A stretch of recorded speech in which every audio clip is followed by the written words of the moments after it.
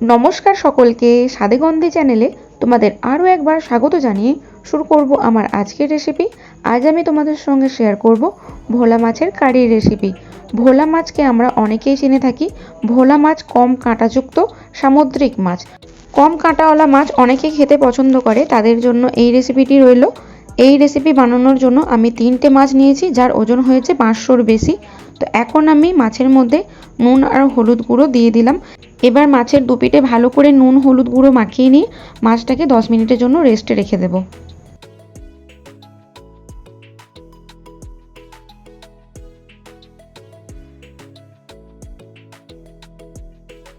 দশ মিনিট পর গ্যাসের চুলায় কড়াই বসিয়ে দিয়ে দিলাম পরিমাণ মতো তেল। তেল ভালো মতো গরম হয়ে গেলে গ্যাসের ফ্লেমটাকে মিডিয়ামে রেখে মাছটাকে কড়া করে ভেজে নেব। একটু সময় ধরে মাছটাকে কড়া করে ভেজে নিতে হবে, কারণ ভোলা মাছ কম কাঁটাযুক্ত মাছ হলেও মাছটা একটু থসথসে হয়। তাই ভোলা মাছকে রান্না করার আগে মাছটাকে ভালো করে কড়া করে ভেজে নেওয়া দরকার। দুপিঠ উল্টে পাল্টে বেশ ভালো করে ভেজো।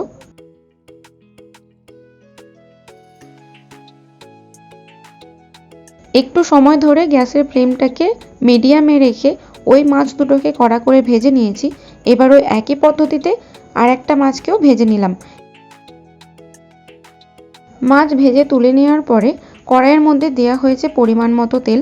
তেল ভালো মতো গরম হয়ে গেলে এর মধ্যে ছোট্ট ছোট্ট করে কেটে রাখা পেঁয়াজের কুচো দিয়ে দিচ্ছি। পেঁয়াজটাকে বেশ ভালো করে ভেজে নিতে হবে। যতক্ষণ না পেঁয়াজের কালার পরিবর্তন হয়ে গোল্ডেন ব্রাউন কালার চলে আসছে ততক্ষণ পেঁয়াজটাকে ভেজে নিতে হবে। এখন পেঁয়াজের কালার পরিবর্তন হয়ে গেছে। এখন আমি এই পেঁয়াজের মধ্যে দিয়ে দিলাম টমেটো। আমি টমেটোটাকে ডুমো ডুমো করে কেটে নিয়েছি। টমেটোটাকে একটু সময় ধরে নরম হওয়া পর্যন্ত টমেটোটাকে ভেজে নিতে হবে। টমেটো যাতে তাড়াতাড়ি নরম হয়ে যায় তার জন্য টমেটোর ওপরে আমি একটু নুন দিয়ে দিয়েছি। নুন দিলে টমেটো অনেক তাড়াতাড়ি নরম হয়ে যায়।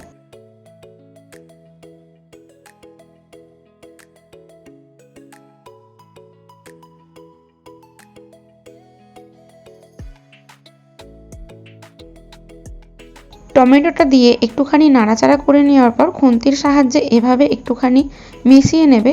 তাতে করে টমেটোটা আরও তাড়াতাড়ি নরম হয়ে যাবে, গলে যাবে এবং মশলার সঙ্গে মিশে যাবে।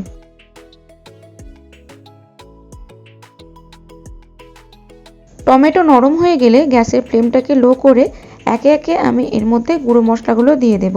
দিলাম 1 চামচ লঙ্কা গুঁড়ো, ঝালটা নিজেদের পরিমাণ মতো দিও।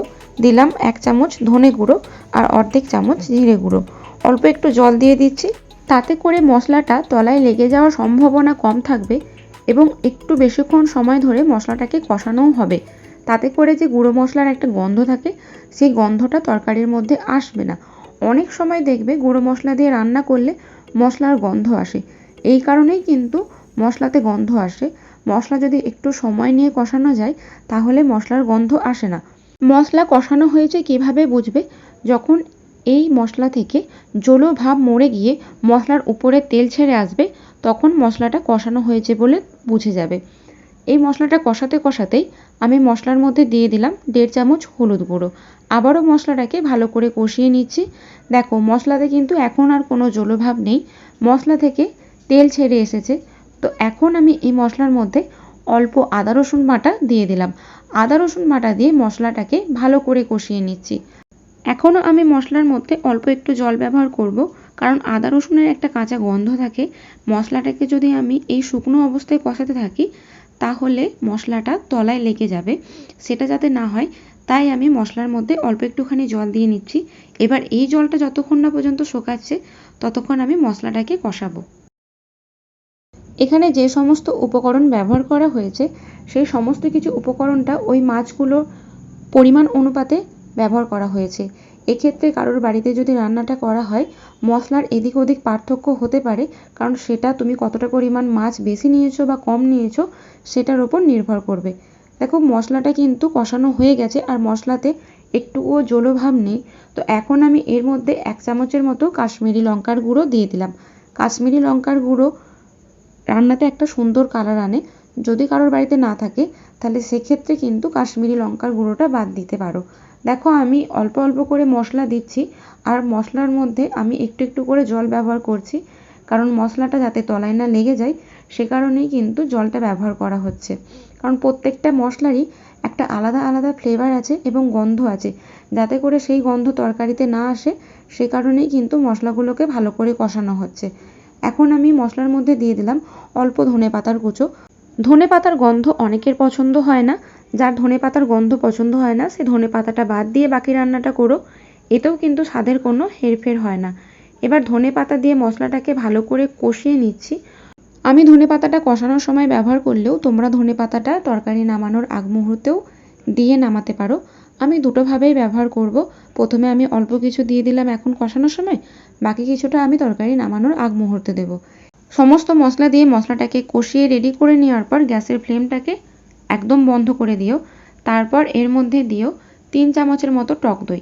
টক দই দিয়ে ভালো করে এই কষানো মশলাটার সঙ্গে টক দইটাকে মিশিয়ে নিও। তারপরে গ্যাসের ফ্লেমটা অন করো। না হলে টক দইটা যদি তোমরা ওই গ্যাস চলাকালীন অবস্থায় দাও, দইটা কেটে যাওয়ার সম্ভাবনা থাকে। যদি কখনো রান্না করার সময় টক দই ব্যবহার করো, তাহলে গ্যাসের ফ্লেমটাকে অফ করে দইটা মিশিয়ে তারপরে গ্যাসের ফ্লেমটাকে অন করো। এতে করে দেখবে দইটা আর কাটবে না। এখন আমি গ্যাসের ফ্লেমটা অন করে দিয়েছি। মশলাটাকে কষিয়ে নেব যতক্ষণ না পর্যন্ত এই দইয়ের গন্ধটা দূর হচ্ছে, ততক্ষণ পর্যন্ত মশলাটা কষিয়ে নেব।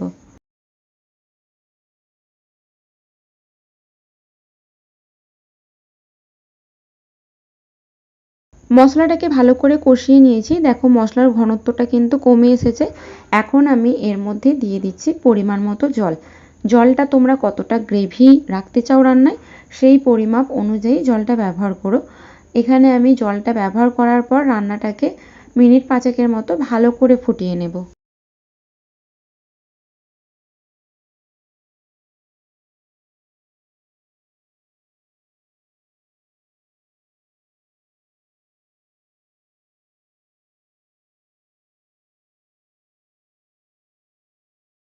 পাঁচ মিনিটের মধ্যেই দেখবে রান্নার গ্রেভি টকবগিয়ে ফুটে উঠেছে।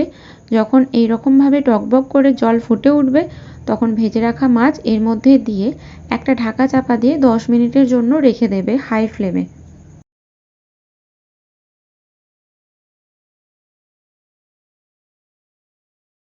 10 মিনিট পর ঢাকা খুলে দেখবে রান্না একদম রেডি হয়ে গেছে। এখন এই রান্নার মধ্যে আমি দিয়ে দেব অর্ধেক চামচ গরম মশলা গুঁড়ো। গরম মশলার গুঁড়ো যদি কারোর ভালো না লাগে, তাহলে সেটা বাদ দিয়ে রান্নাটা করতে পারো, তাতেও স্বাদের কোনো হেরফের হয় না। গরম মশলাটাকে দিয়ে বেশি নয়, আমি 3 মিনিট হাই ফ্লেমে ফুটিয়ে নেব। এতে করে আমি রান্নাতে যে গ্রেভিটা চাইছি সেই গ্রেভিটা চলে আসবে। কারণ এখনও দেখতে পাচ্ছ রান্নার মধ্যে অনেকটাই জল আছে, আমি এতটা গ্রেভি চাই না। তাই আমি 3 মিনিট গরম মশলা দিয়ে ফুটিয়ে নেওয়ার পরে গ্রেভিটা ঠিক এইরকম চলে এসেছে। এখন আমি উপর থেকে সামান্য একটু ধনেপাতার কুচো ছড়িয়ে রান্নাটাকে গরম ভাতের সঙ্গে পরিবেশন করে ফেলবো।